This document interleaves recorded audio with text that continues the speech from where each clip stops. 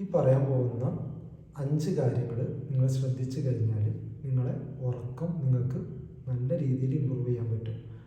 അതിൽ ഒന്നാമത്തെ കാര്യം, രാവിലെ ഉറങ്ങുന്ന ശീലമുണ്ടെങ്കിൽ രാവിലത്തെ ഉറക്കം ഒരു 30 മിനിറ്റിൻ്റെ ഉള്ളിലായിട്ട് ചുരുക്കാൻ വേണ്ടിയിട്ട് ശ്രമിക്കുക.